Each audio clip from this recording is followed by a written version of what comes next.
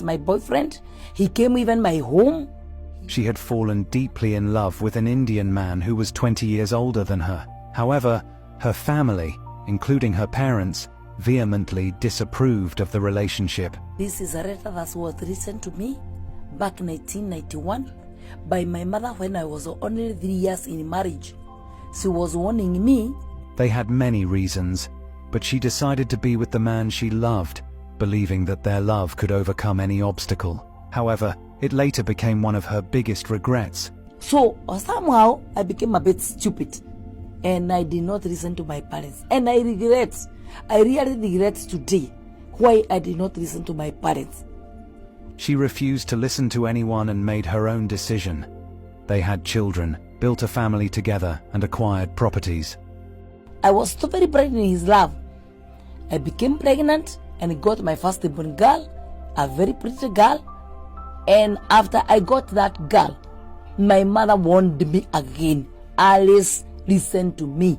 Why are you not listening to me? For a while, everything seemed perfect. These are my twins, a boy and a girl.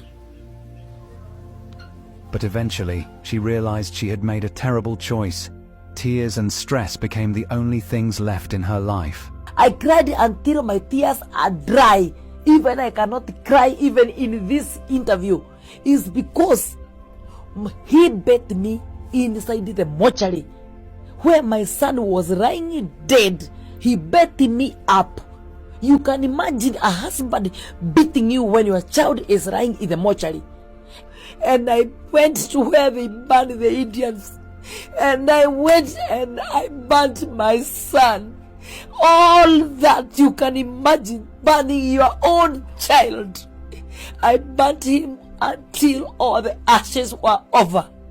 And that is the pain I went through. And you can imagine, before the burning of the son, he has already beaten me in the mortuary. Also give dowry to her as part and parcel. I said no. But because of my brightness, I never thought like dowry is anything. So I tell the girls of today, honor your parents and your mother and your father.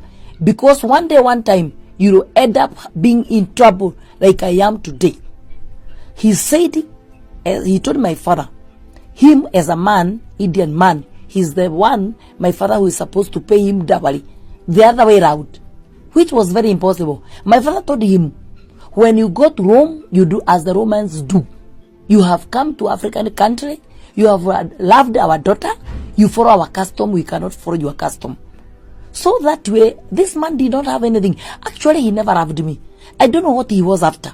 Because I believe every man who loves his own wife and want to make him wife, or any man who wants to make a girl a wife, he must follow the girl's custom so that he is officially given the girl. But then I was so very bright in his love. The surprising part is that she refused to listen to her parents' advice and left with the man she loved. There was no wedding, and the man did not pay a dowry.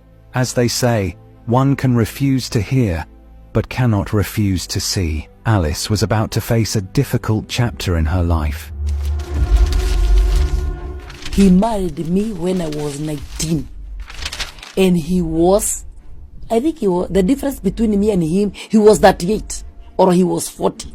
Because the difference between me and him, even now, it is 20 years. So he was 20 years older than I was. And me was only 18. And moreover, it is like my parents never appreciated him for a husband. And that is why back in 1991, after my firstborn, my mother wrote me a letter warning me about this marriage. But I was so bright in love with him, I did not believe in myself. And I think it is also youngness. This is a letter that was written to me back in 1991 by my mother when I was only 3 years in marriage. She was warning me as a Christian girl or as an Israelite girl not to marry somebody who does not believe in Christ. But because of love, the brightness of love, I did not obey. In fact, I did not honor the letter. I read it today. So I advise the young girls, listen to your parents. Listen to your parents. Because if I would have listened to my parents, my situation would not be what it is now. My mother warned me again. Alice, listen to me. Why are you not listening to me? This man will give you children, and the way he said he will not give dowry.